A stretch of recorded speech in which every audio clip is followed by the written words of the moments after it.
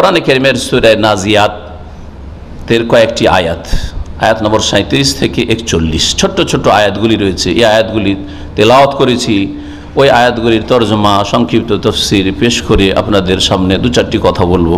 যে আখিরাত সম্পর্কে চিন্তাশীল হইতে হবে, আখিরাতকে প্রাধান্য দিতে হবে, আখিরাত এক নম্বরে রাখবেন আর দুনিয়া ছেড়ে দেবেন। দুনিয়া ছেড়ে দেবেন না করবেন? করবেন, কিন্তু এক নম্বরে না দুই নম্বরে?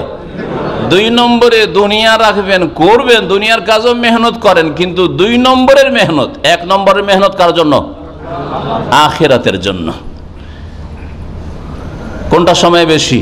দুনিয়ার সময় বেশি না আখিরাতের সময় বেশি? দুনিয়াতে কতদিন সময় আছে আপনাদের? 50 বছর আছে? 50 বছর আছে? 50 দিন আপনাদের সকলের। কে বলতে পারবেন যে আমি আরো 1 মাস বাঁচবো? 1 সপ্তাহ, 1 দিন? কিচ্ছু বলতে পারবেন না। তাহলে দুনিয়া সম্পর্কে জানাই না যে কয় মিনিট বাঁচবো আর কয় সেকেন্ড বাঁচবো, ঠিক না? তাহলে কত আপনার সংকীর্ণ এই দুনিয়া, কত টেম্পোরারি জিন্দগি। পক্ষান্তরে আখিরাত, আখিরাত কত বছরের? 1000 বছর, 5000, 10,000, 1 লাখ, 1 কোটি, 10 কোটি? হ্যাঁ, কি বলবেন? খালেদিন। এইখান থেকে দুনিয়া থেকে বিদায় হওয়ার পরে চিরকাল সেখানে থাকতে হবে। ফারিকুন ফিল জান্নাহ, একদল জান্নাতে থাকবে, আপনি কোন দলে যাচ্ছেন চিন্তা করে। আর একদল ফারিকুন ফিস সাঈর, আল্লাহ পাক বলছেন আর একদল জাহান্নামে থাকবে। আপনি থাকবেন কোথায়? জায়গা এখান থেকে আপনাকে চয়েস করে যেতে হবে। এখানে আপনার ঈমান বিশ্বাস, এখানকার আপনার আকীদা, এখানকার আপনার ইবাদত বন্দেগী করা আর না করা, আর আপনার এখানে আখলাক চরিত্র গঠন করা আর না করা, এ সমস্ত কিছু প্রমাণ করবে যে আপনি মওতের পরে কোন জায়গাটি বাছাই করছেন। জান্নাত বাছাই করছেন না জাহান্নাম বাছাই করছেন? কোনটা বাছাই করবেন বলেন? সবাই জান্নাত যেতে চান না?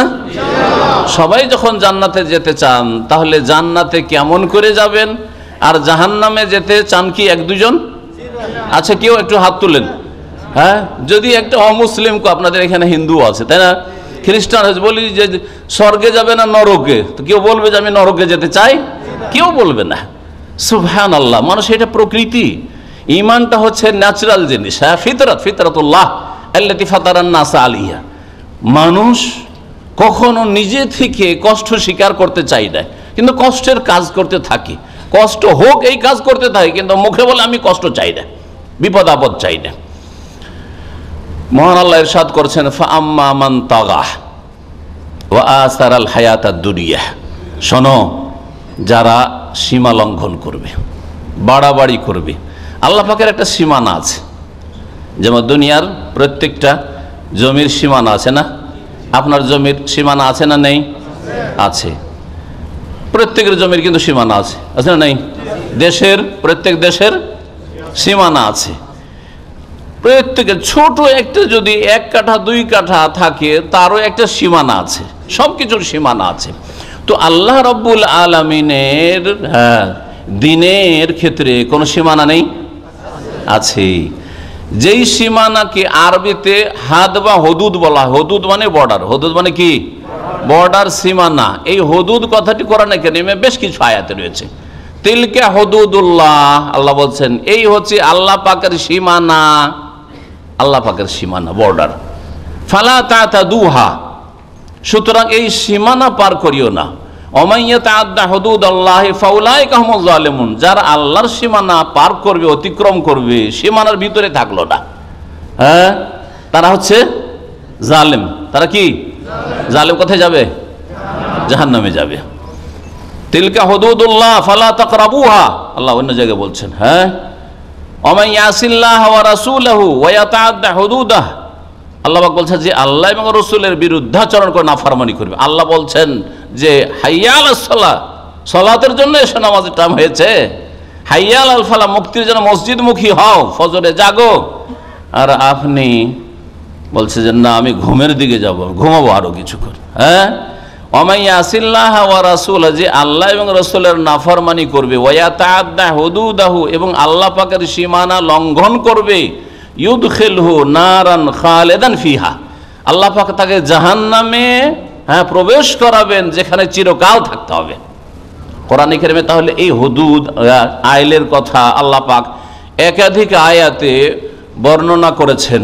আল্লাহ পাক বলছেন ফাম্মা মান তাগা, যারা সীমা লঙ্ঘন করলো, আল্লাহর বর্ডারের ভিতরে থাকলো না, ওয়া আসারাল হায়াতাদ দুনিয়া, যার প্রমাণ হচ্ছে যে সীমা লঙ্ঘন করছে, হ্যাঁ না বর্ডারের ভিতরে আছে, দেশের ভিতরে আছে না দেশের বাইরে অন্য দেশে বিনা ভিসাতে চলে গেছে, আল্লাহর দিনের ভিতরে আছে না দিনের বাইরে চলে গেছে, এর বাস্তব প্রমাণ হচ্ছে যে ওয়া আসারাল হায়াতাদ দুনিয়া, পার্থিব জগৎকে প্রাধান্য দিয়েছে।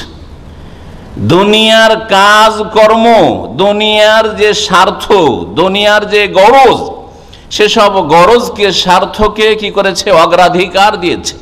ওয়া আসারাল হায়াতাদ দুনিয়া, এইটা হচ্ছে সীমা লঙ্ঘন করা। দুটো অপরাধ, সীমা লঙ্ঘন করলো আর সীমা লঙ্ঘনের প্রমাণ হচ্ছে যে দুনিয়াকে 1 নম্বরে রাখলো, তার মানে আখিরাত কয় নম্বরে পড়ে গেল, 2 নম্বরে পড়ে গেল। হ্যাঁ, এটা কয়েক রকম ভাবে হইতে পারে। দুনিয়াকে এমন ভাবে প্রাধান্য দিল আখিরাতের ওপর যে আখিরাতের প্রতি বিশ্বাসই করলো না, অথবা জন্মসূত্রে মুসলিম আখিরাতের বিশ্বাসের কথা বলে কিন্তু 60 বছর 50 বছর যা বয়স পেল আখিরাতের কথা জীবনে কখনো চিন্তা করে সংশোধন করলো না। হ্যাঁ, অথবা মাঝে মধ্যে এইরকম খেয়াল আসলেও কোনো ভ্রুক্ষেপ করলো না, না কিছু শিখলো, না আমল করলো, না সংশোধন করলো, না আখিরাতের জন্য কিছু সম্বল জোগাড় করলো, কিছুই করলো না। আজকাল মুসলিমরা অধিকাংশ কিন্তু এইরকম, হয় সারা জীবন আখিরাত থেকে গাফেল, হ্যাঁ আখিরাতের কাজ হচ্ছে দিনের কাজ, দিনের কাজ থেকে গাফেল, আর না হলে মাঝে মধ্যে খেয়াল আসলেও কাজের বেলা নেই, কাজের বেলা নেই, দিনের কাজে নেই, আখিরাতের জন্য কোনো পাথেয় যে জমা করতে হবে এইরকম কোন রকমের তাদের কর্মসূচি নেই। ও আসারাল হায়াতাদ দুনিয়া, এইরকম যদি করেন তাহলে জায়গা কোথায়? আল্লাহ স্পষ্ট ভাষায় বলছেন ফাইন্নাল জাহিমা হিয়াল মাওয়া, তাহলে জাহান্নাম হবে তার বাসস্থান, জাহান্নাম হচ্ছে তার ঠিকানা। সোজা কথা, সীমা লঙ্ঘন করলেন, দুনিয়াকে প্রাধান্য দিলেন, আখেরাতকে উপেক্ষা করলেন, আখেরাত থেকে গাফেল থাকলেন, উদাসীন থাকলেন, ফাইনাল জাহিমা হিয়াল মাওয়া, তাহলে জাহান্নামে থাকতে হবে নিশ্চিত, এতে কোনো সন্দেহ নেই।